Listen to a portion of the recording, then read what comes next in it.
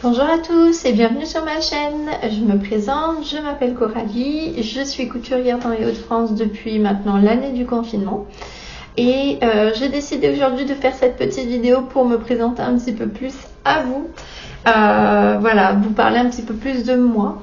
Donc voilà, je suis directrice de séjour ou de centre aéré si vous préférez pour les enfants.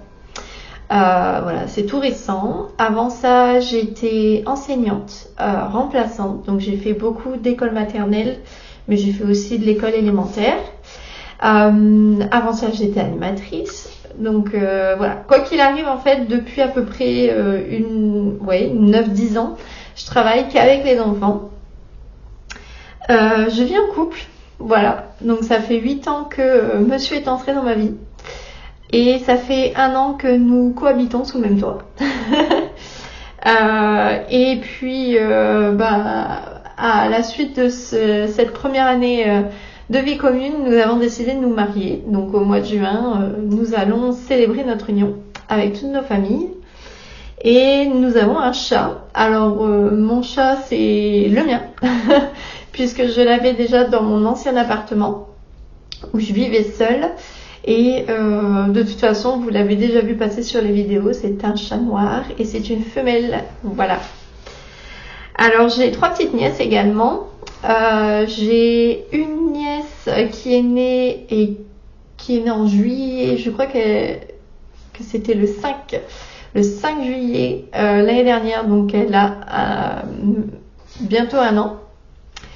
Ensuite, j'ai une deuxième nièce qui, elle, va avoir 9 ans. Et j'ai une troisième nièce qui arrive sur ses 10 ans. Donc, il y a un grand écart entre les 2 grandes et la plus petite. J'ai aussi une sœur et 2 demi-frères. Et sinon, pour vous parler un petit peu plus de couture, j'ai commencé pendant le confinement, comme je vous le disais, avec ma belle-maman. Mais avant ça, en fait, j'avais toujours eu envie de coudre. Donc, j'avais toujours eu cette idée, quand on me demandait, par exemple, à l'école primaire, ce que je voulais faire dans le futur. Je disais, me créer mes robes, être styliste, modéliste. Je voulais faire quelque chose, en tout cas, dans ce domaine-là. Et puis en fait j'ai toujours aimé les beaux tissus aussi. Je me souviens parfaitement qu'un jour pour mon anniversaire, mon papa m'a acheté un ensemble chinois, vraiment avec un tissu très doux en or et des petites fleurs de brodé rose. Et j'ai adoré ce costume puisque ma mère me tannait pour l'enlever et ne pas aller à l'école avec.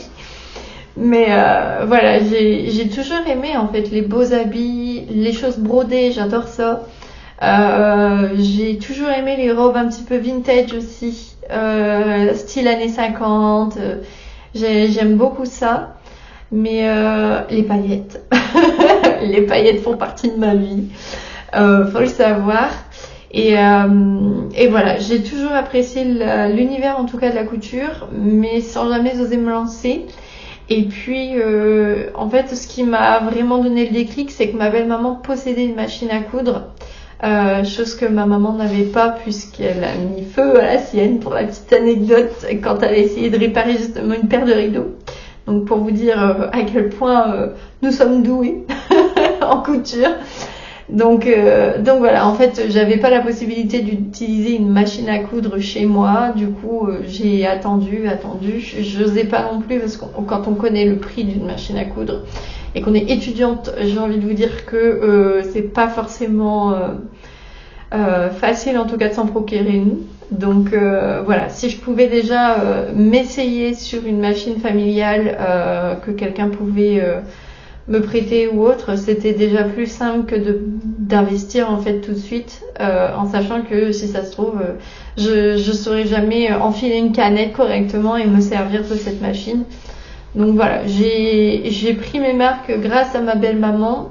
Alors ma belle-maman s'y connaît moins que moi maintenant en couture, mais c'est elle en tout cas qui m'a appris à enfiler une canette, à voilà, à coudre des lignes droites, ensuite avec des courbes. Voilà. Après, elle a essayé de me former comme elle pouvait, hein, comme je vous le disais, j'en sais plus maintenant qu'elle, mais voilà, je la remercie en tout cas pour ça, parce que c'est elle qui m'a fait passer un cap en fait, et grâce à ça j'ai pu savoir tout ce que je sais maintenant. Alors pour mes débuts en couture, je vous avoue que j'ai utilisé des tutos YouTube pour par exemple les jupes plissées, pour les capes, il y a un tuto mondial tissu pour ça, les calendriers de l'Avent, il y a un tuto mondial tissu. Donc voilà, j'ai utilisé les tutos mondial tissu comme je pouvais, les chaînes super connues en fait. Vous tapez ce que vous voulez coudre sur YouTube, vous allez vraiment trouver de tout. Les trousses, les pochettes à maquillage, les choses comme ça. Et du coup moi le premier projet, mais vraiment le tout premier projet portable que j'ai cousu, c'était une robe beige Indecent de dressure body couture. Autant vous dire que voilà, je savais pas trop comment choisir un patron de tissu pour débutante. J'ai choisi la complication puisque je suis allée vers une fente indéchirable dès le début, mais que vous dire, c'est comme ça qu'on apprend. En tout cas, faut pas avoir peur de se lancer. Et au final, j'ai cousu peut-être 6 mois avec la machine à coudre de ma belle-maman, et je me suis fait un beau cadeau pour Noël, puisque je me suis acheté ma toute première machine à coudre qui est juste derrière moi, puisqu'elle a jamais changé. Donc c'est une Singer que j'ai achetée chez Boulanger, j'en suis très contente. Elle est un peu capricieuse avec les épaisseurs, mais j'ai envie de vous dire quelle machine ne l'est pas. Donc c'est une manuelle, c'est pas une électrique. J'avais pas un budget de fou non plus pour commencer. Je trouvais que ça me convenait, ça me convient toujours d'ailleurs. Voilà, je la connais pratiquement par cœur maintenant. Je sais qu'elle a besoin d'une révision, mais on va toucher du bois pour ça, pour qu'elle tienne encore un petit peu. J'ai pas envie de m'en passer tout de suite, donc voilà. Mais bon, un jour il faudra bien que je la fasse réviser. Et sinon au niveau du matériel nécessaire pour la couture, moi j'ai commencé avec des vieux tissus. Alors mon grand-père a vendu notre maison de famille, notre maison de vacances, voilà, de famille, quand j'ai commencé à coudre. Du coup j'ai récupéré plein de draps. Donc j'ai commencé avec ça en fait. Les premiers déguisements, ah oui, parce que les premiers projets que j'ai cousus, si c'était pas des accessoires, c'était vraiment des déguisements, capes, jupes plissées, etc. pour me faire la main, puisque j'étais animatrice en centre aéré à ce moment-là, et forcément il vous faut des déguisements. Et du coup je me suis essayée là-dessus. Donc je découpais les draps provenant de ma grand-mère. J'ai essayé de coudre des choses avec les tutos, ou alors avec j'ai un patron aussi de l'encyclopédie de la couture pour une robe. Donc j'ai fait une robe de Marge Simpson avec, mais alors je vous dis même pas la catastrophe que c'est. Mais bon, c'était pour un déguisement, donc c'est pas grave. Mais du coup j'ai tenté en tout cas plusieurs projets, et puis au fur et à mesure j'ai vu où j'ai modifié certaines choses en tout cas pour m'améliorer en couture. Et maintenant j'ai envie de vous dire, à l'heure actuelle, je me sens plus débutante, mais pas confirmée non plus. Je dirais intermédiaire. Il y a des techniques que je connais bien, les coutures anglaises, poser une doublure, les fermetures à glissière invisible, j'ai envie de vous dire, ça dépend du moment. Des fois je les réussis et des fois elles sont quand même visibles, mais bon, en tout cas je m'améliore comme je peux. J'ai le bon pied presseur pour ça aussi. Voilà, il y a plein de petits points techniques comme ça que je pense avoir acquis au fur et à mesure du temps. Et puis si j'avais qu'une seule chose en tout cas à demander pour la suite, ce serait une surjeteuse, puisque je n'en ai pas. Mais voilà, je fais au poids zigzag et j'arrive à me débrouiller pour faire les projets que j'ai envie avec le point zigzag de ma machine. Mais c'est vrai qu'une surjeteuse, ça fait quand même des plus jolies finitions. Donc voilà, si j'avais une chose à demander par la suite, ce serait ça. Mais là encore, c'est un budget conséquent. Et puis, plus j'avance en couture, plus j'ai envie de quelque chose d'efficace. Et du coup, voilà, le prix n'est pas le même en tout cas qu'une surjetteuse de Lidl, quoi. Ensuite, mes marques préférées en couture, quelles sont-elles? Alors, pour mon magasin de tissus vraiment où je vais très régulièrement, c'est le tissu des Ursules.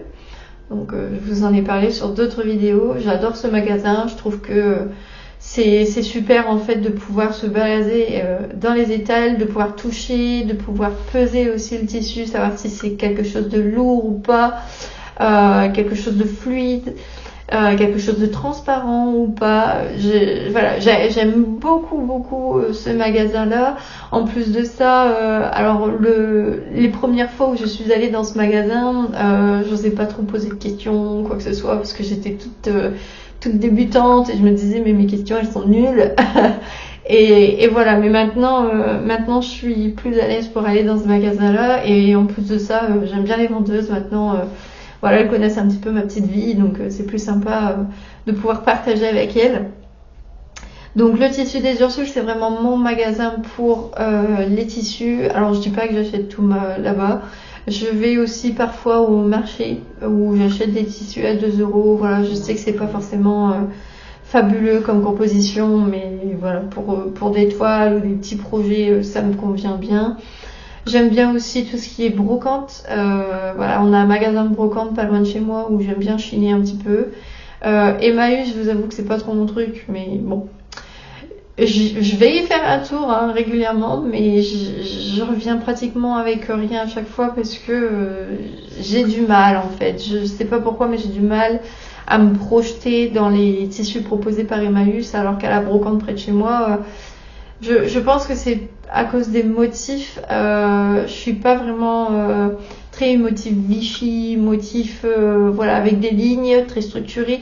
J'aime beaucoup les motifs un petit peu plus floraux, donc forcément je pense que c'est pour ça aussi que je trouve pas mon bonheur. Mais pour les marques de patron maintenant, la marque que j'aime beaucoup c'est Super Bison. Quand je vais au CSF, que ce soit avec ma belle-maman ou mon chéri, j'aime toujours passer sur le stand de Super Bison. Ils ont toujours des nouveautés. Et moi, j'aime beaucoup les formats pochettes pour les patrons.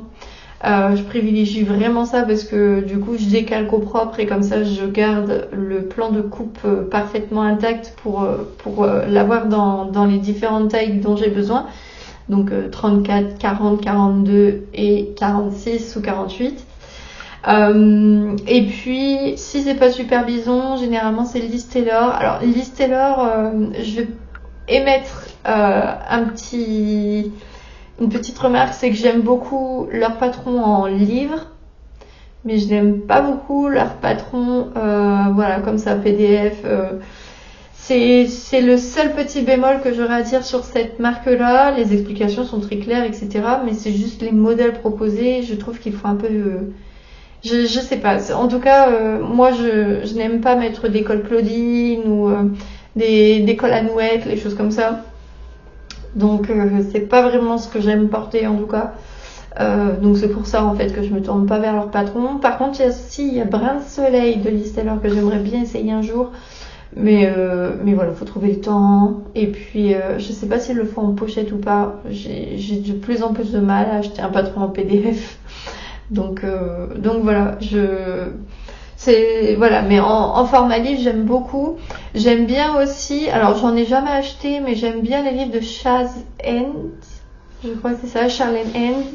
Mais là encore, je pense que ce n'est pas forcément mon style à moi à cause des cols, encore une fois, les cols Claudine, les choses comme ça. J'ai vraiment du mal avec ça. Je pense que j'ai une tête déjà assez ronde comme ça, sans me mettre de l'arrondi encore plus autour de ma tête.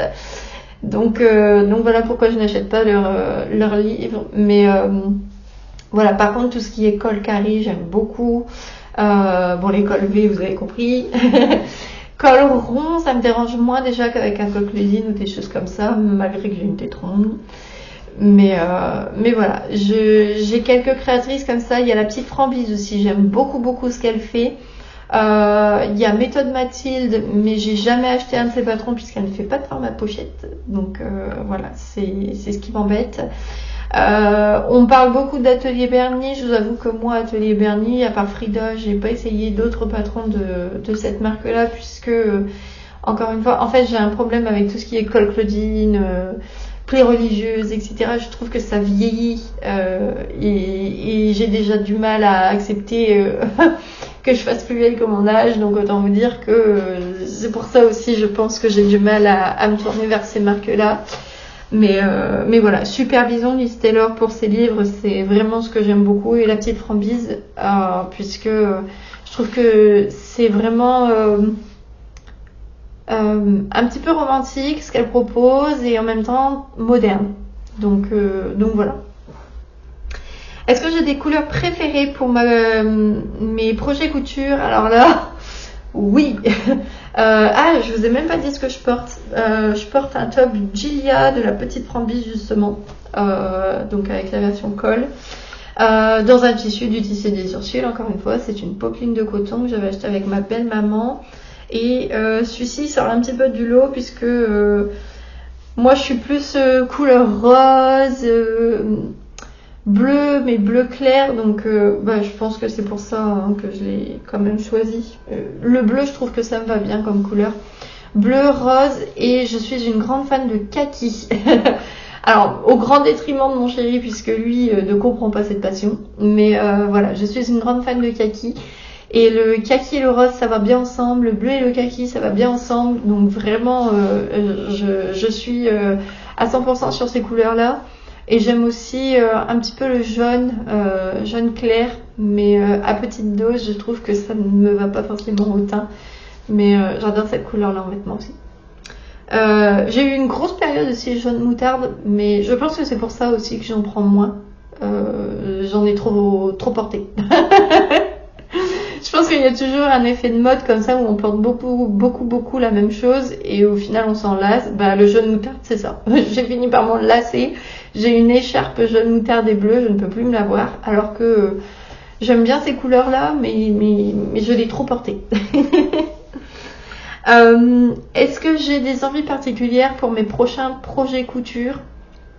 Je crois que j'en ai déjà parlé dans une autre vidéo. J'aime beaucoup en fait le fait de pouvoir associer les pièces que je couds ensemble. Donc j'ai pour projet en tout cas de me pencher de plus en plus vers une garde-robe capsule.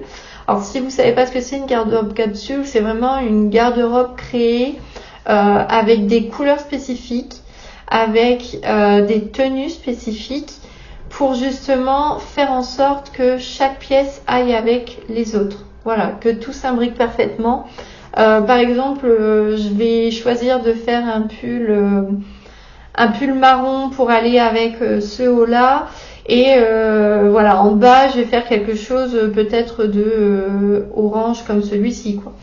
C'est vraiment partir d'une idée et faire une tenue complète à partir de cette idée pour avoir des pièces qui vont les unes avec les autres. Donc voilà, ça c'est vraiment ce que j'aimerais avoir par la suite. C'est une garde-robe capsule. Je travaille déjà là-dessus depuis pratiquement 1 an où j'essaie de coudre des vêtements uniquement si je sais qu'ils iront avec les autres pièces que j'ai dans ma garde-robe. Et pour l'instant, ça fonctionne plutôt bien. C'est moins la galère le matin quand je me réveille et que je sais pas quoi porter en fait. Parce qu'il y a eu une période comme ça où franchement, j'en avais marre de m'habiller, mais vraiment marre. Vous savez pas à quel point, parce que en fait, j'avais rien qui n'allait ensemble dans ma penderie, mais vraiment rien. Quand j'étais au lycée, je mettais beaucoup de noir, je n'en mets plus du tout. Mais en fait, le noir c'est un basique. Et du coup, quand j'ai voulu me coudre des pièces qui sortaient un peu de l'ordinaire et que j'ai enlevé le noir de ma penderie, je me suis rendu compte que c'était compliqué de mettre une pièce avec une autre. Et du coup, voilà, j'essaie en fait de trouver une solution à ça. Alors, la première solution que j'avais trouvée, c'était de me coudre beaucoup de robes. Mais il y a forcément des situations en fait où vous pouvez pas mettre de robes, surtout les robes courtes. Les robes longues, ça pose moins de soucis. Mais les robes courtes, par exemple, quand vous êtes prof en école maternelle, puisque je l'ai été, c'est compliqué en fait. Voilà, à part si vous voulez que tout le monde voit votre culotte, mais ce n'est pas mon cas. Donc forcément il faut trouver des solutions, porter plus de shorts, porter plus de jeans ou de pantalons fluides, des choses comme ça. Et d'ailleurs je me suis trouvé une grande passion l'année dernière, c'est justement les pantalons fluides à taille élastiquée. Voilà. Avant je trouvais que c'était des choses un petit peu sans forme, qui mettaient pas forcément en valeur, etc. Et puis au final, je me suis acheté un pantalon kaki à taille élastiquée il y a bien 3 ans de ça. Oui, facile. Et voilà. Bon, il a pas duré longtemps puisque j'ai nettoyé la litière de mon chat, il s'est pris 3 treuches de javel et j'ai jamais réussi à avoir le pantalon. Mais quand j'ai acheté ce pantalon, vraiment j'ai compris le confort. Déjà rien que le confort que c'est. Et en fait, ça peut faire très classe si vous l'associez avec les bonnes pièces. Donc voilà, je me suis trouvé une vraie passion pour les pantalons élastiques. Et je m'en suis racheté un bleu marine, mais j'ai toujours dans l'idée de me trouver un pantalon kaki, ou en tout cas de m'en coudre un, pourquoi pas, mais kaki parce que vraiment celui-là je l'adorais. Voilà. Est-ce que j'ai d'autres loisirs? Eh bien écoutez, oui. Mais ça c'est généralement toutes les personnes qui sont un petit peu manuelles comme vous et moi. Je suis cuisinière à mes heures perdues. J'adore ça. Je fais mon pain, je fais mes brioches. Alors pas toutes les semaines parce que dans mon organisation j'en aurais un petit peu marre, je pense. Mais je cuisine beaucoup. Alors sachez que mon compagnon cuisine mieux que moi. Parce que quand il m'a connue, en fait, je ne savais absolument rien faire. Il m'a transmis un petit peu tout ce qu'il savait. Et en fait, depuis, je cuisine beaucoup. Et lui, moi. Voilà. Bon, après, il a un rythme de vie qui l'empêche aussi de faire la cuisine puisqu'il arrive tard le soir. Et du coup, il a juste à poser les pieds sur la table parce que sinon, la soirée est gâchée. Mais vraiment c'est devenu une passion en fait. Et alors je dis pas que monsieur ne fait jamais la cuisine, hein. Des fois il fait des choses super bonnes, etc. Mais du coup régulièrement c'est plus moi que lui qui fait les petits plats à la maison. Et ma deuxième passion, alors là je vous avoue que en fait l'année dernière j'ai émis le souhait de lire plus. C'est-à-dire que mes petites nièces ont l'âge de commencer à lire quand même alors pas des romans de 1000 pages, mais voilà, des livres un petit peu plus conséquents. Et j'ai pris pour habitude, mais depuis qu'elles sont toutes petites, de leur lire une histoire le soir. Et je me suis rendu compte avec cette habitude-là au fur et à mesure que moi-même j'avais un petit peu arrêté de lire. Voilà, alors je pense que j'ai beaucoup lu pendant mes années fac et dès que j'ai fini la fac, je sais pas ce qui s'est passé mais j'ai arrêté de lire et du coup je me suis rendu compte que ça me manquait, mais vraiment c'est un petit temps pour moi que je prends, je me pose, je prends une tasse de thé, des petits gâteaux et voilà, je me pose 1 heure comme ça tranquille au calme où je réfléchis à rien et ça m'a beaucoup manqué. Donc depuis l'année dernière, en fait, j'ai choisi de me racheter des livres qui me plaisent pour me remettre un petit peu dans le bain.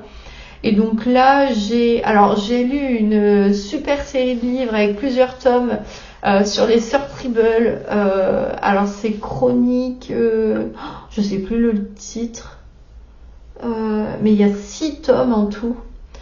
Avec les sœurs Tribble, je ne sais plus, il y a Delilah la romantique, c'est une série de livres comme ça, un petit peu à la mode Bridgerton, où les filles doivent se marier, les parents sont désespérés parce qu'elles ne savent pas avec quelle partie les caser, enfin c'est plein de rebondissements aussi, c'est rigolo à souhait parce que voilà, les sœurs Tribble en fait sont des filles qui ne se sont jamais mariées, voilà, des vieilles filles qui ont à peu près 50 ans chacune facile. Et c'est très rigolo en fait parce qu'elles ont une idée mais romancée à souhait de ce qu'est la vie de couple et les jeunes filles qu'elles ont sous leur coude, elles sont mais anti-vie de couple, elles ont envie d'être autonomes, elles ont envie de vivre leur vie, elles ont plein de rêves, elles ont plein de souhaits. voilà, elles n'ont pas envie d'être cassées avec quelqu'un qui les ignore et leur demande juste de faire la cuisine et les enfants. Et voilà, j'ai adoré cette série de livres-là. J'ai mon beau-père, alors là c'est complètement, mais c'était pas prévu, qui a trouvé à son travail la bicyclette bleue.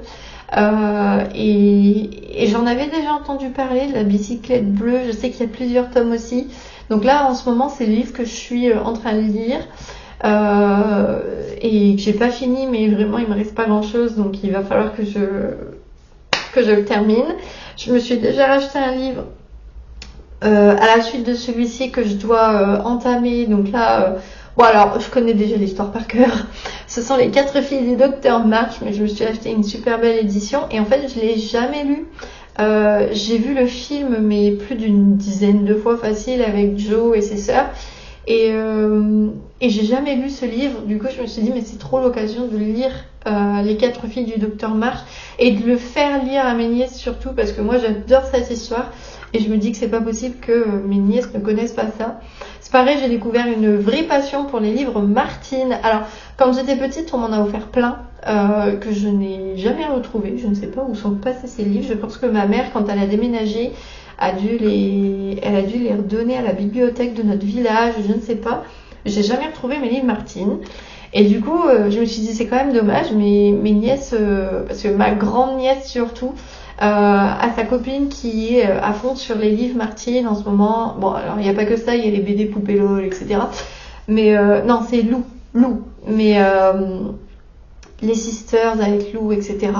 Mais du coup, je me suis dit, c'est quand même dommage, j'avais des livres Martine, je les retrouve plus. Du coup, je me suis remis dans les livres Martine. Lors des brocantes et tout, on peut en retrouver. D'ailleurs, il y a une youtubeuse que je suis qui disait que les livres Martine ont récemment été révisés justement pour enlever certains mots de la langue française trop compliqués pour les enfants. Alors, autant vous dire que je suis très contente quand j'en trouve sur les brocantes qui n'ont pas eu cette modification puisque je trouve que ça a un certain charme quand même et ça aide aussi mes nièces à apprendre plus de vocabulaire grâce à ces lectures.